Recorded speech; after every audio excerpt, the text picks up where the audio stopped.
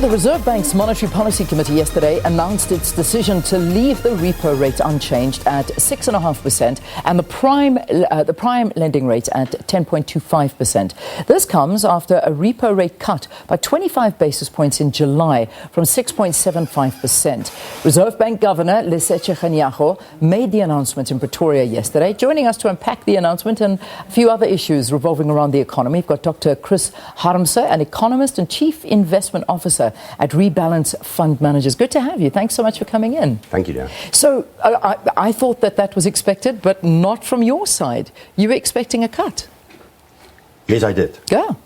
I did. And the reasons why is that nothing has changed to the positive side since the previous meeting. In fact, inflation expectations for this year is even lower at 4.2% from the 4.4% from the previous meeting.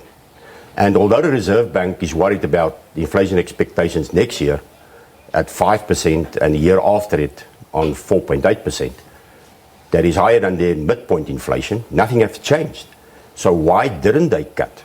Yeah. In fact, due to the fact that inflation expectations are now lower, why don't you cut now and only then wait next year when things maybe start to pick up again and then do a change? Because the economy needs a cut now. Yeah, you know, during the announcement of the decision, the SAB governor went on to actually say that the risks in this decision were balanced. What did you make of that? Where was he alluding to? He was alluding to exactly what I said now. It's balanced. It means that the expectations this year and next year stays more or less on the same level. So that's why it's balanced. And it's balanced between the fact that they expect fuel prices, electricity prices, and food prices. You know, your normal big basket of a household, to increase by more than inflation. But some of the other products in the basket, will increase by less. So it's a balanced view that the inflation rate will stay more or less next year around 5%. Yeah. You know, we look at the situation, and I know that you were saying that we should be in a lower interest rate environment to help South Africans, because this is a very, very tough time. But if you look at where we're at now with the interest rates, how is this going to help South Africa's economy? Well, the moment, you lower your interest rate, a lot of people think that the exchange rate will depreciate.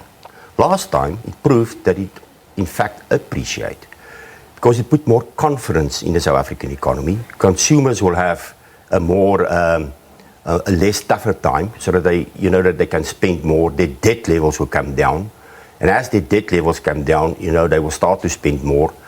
We see that business confidence is at its lowest, consumer confidence is at its lowest. So we need something to kickstart from the monetary side. Yeah.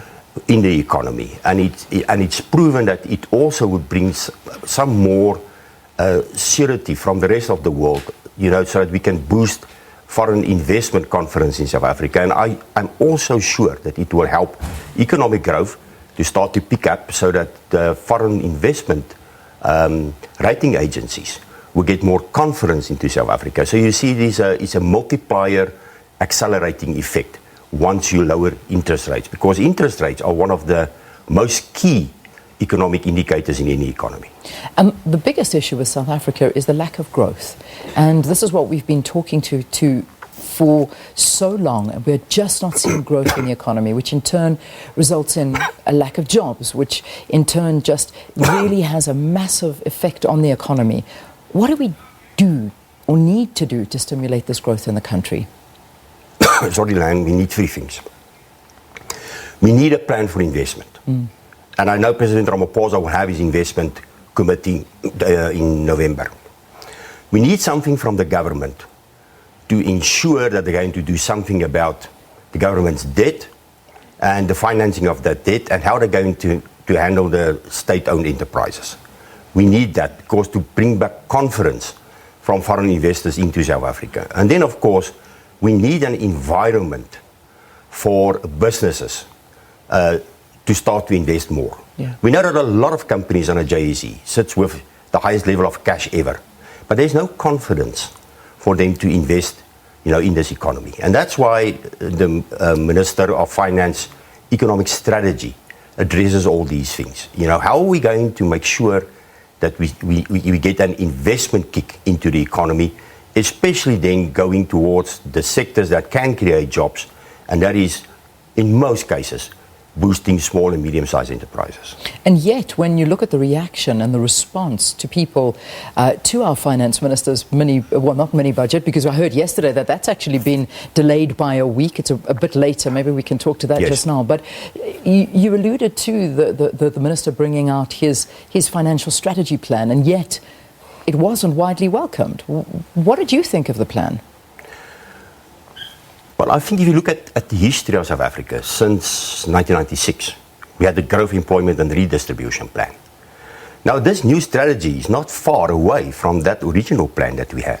Now, if you look at what was the impact of that original plan, criticized by a lot, but if you look between the years 1996 to about 2005, the South African economic growth rate on average have picked up over 3%. We had bring our inflation rate down from 15-16% to within the targets. Government debt came down to less than 50% of GDP. In fact, at one stage we had a surplus on government expenditure and income. So that have led to a environment in the middle of the 2000s, so that unemployment also came down. So this strategy addressed more or less the same things of the GEAR program. In other words, stabilizing the economy, attracting foreign direct investment, and make sure that it will lead to the more investment will lead to more economic growth. So that's a basic plan to make sure that the government also only creates the environment in which the economy can grow by stabilizing on the fiscal side as well as stabilizing on the monetary side. And I think that's why the governor of the Reserve Bank is very, very cautious of not bringing down interest rates too quickly. Yeah. Because if he's going to do that, it will lead to the exchange rate may start to depreciate. It will lead to that. It will put pressure on foreign investment coming into South Africa, and it also would put pressure on the inflation rate to start to increase again. So he's very cautious on making steps too early, and I think maybe the Reserve Bank is also waiting to see what's going to happen with the strategy. Yeah, I think so. And also, reading up on the delay of the mini budget, I don't think there's anything to read into it. I think it was very much so just putting in, the reason given was that it kind of was making sure that the president and the minister were out of their international commitments so they could be here. So it will be given at the end of the month as opposed to a week earlier. I can imagine it's a difficult time for anybody, because if you look at the state of our state-owned enterprises and the money that's flowing into them and whether or not the return on investment is coming through. I mean, we look at the SABC, we look at SAA, we look at Eskom, the king of all our problems, and the list goes on and on and on. This is a big deterrent for international investment, unfortunately. Yeah, well, it is. And I think also the delay is in fact that people could answer on a strategy. And up to today, they could react on a strategy, and apparently 700, they got 700 reactions, and so they have to work through that. Yeah. And to make sure. And another reason why they have to make sure is, they have to fine-tune the expenditure for the next 3 to 4 years. And the minister already have spoken that he would like to cut government expenditure by about 6% over the next few years to bring that debt levels of South Africa to less than a 70%, because apparently that's the figure that the foreign rating agencies are looking on. And also, in the strategy there is specific plans towards Eskom, and I think they have to make very sure if they're going to announce in the mini budget or the mini-term expenditure framework exactly what they mean about this change, in state-owned enterprises. So they have to be very careful, because the reaction we have seen the reaction before can be devastating if they don't have it right at this time. Yeah, just in terms of giving South Africans hope at a time like this, because at the end of the day, it really is households, ordinary households, that are feeling the impact of everything that's happening around us. Prices around us are increasing at a very fast rate.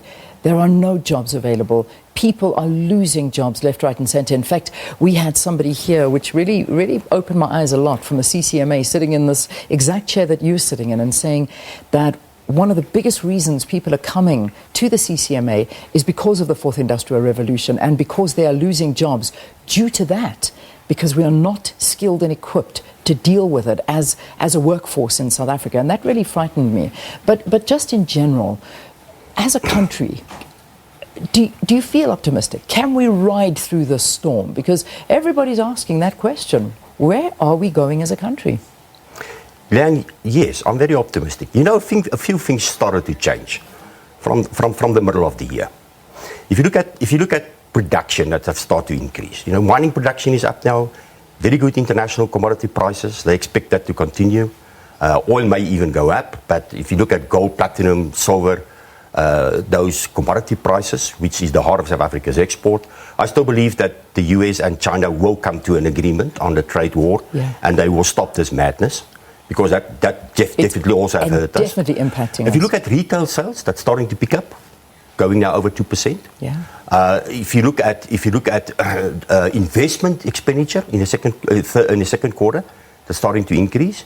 And the fact that we could turn around the economy from a minus 3.1% in the second quarter, in the first quarter, sorry, to a plus 3.1% in the second quarter. And it seems though, if you look at the third quarter, mining production is up. If you look at retail sales are up. Investment is starting to increase. I think the economy is at the brink of starting, you know, in an upward cycle again. And I still believe if monetary and fiscal policy is now tuned in the correct manner to attract foreign investment into this country, we can turn this thing around. So I'm optimistic that I think we've seen the baddest of bad over the last 9 to 10 years. And it is a surety that if we do the correct things, you know, things will change. But what one has to say, it is around the education system. How are we going to gear the skills of the education system in the next 10 years? That is the heart of the thing. And in other words, how are the different departments going to work together so that there is a plan, there is a strategy? How are we going to measure that strategy and give feedback to the public? You know, the National Development Program was a very good program, but it was never measured. There was nothing giving back information to the normal man in the street. How are we going with this program? So we need a program, we need a strategy, and we need to take it step by step. Well, thank you for talking to us here on the program, giving your views on the economy and also yesterday's interest rate decision to keep them unchanged. That was by the Reserve Bank Monetary Policy. Dr. Chris Harmse, he is an economist and chief investment officer at Rebalance Fund Managers. Thank you very, very much for being with us. All right, let's take a break here on the program. We'll bring you the newspapers after this. Don't go anywhere.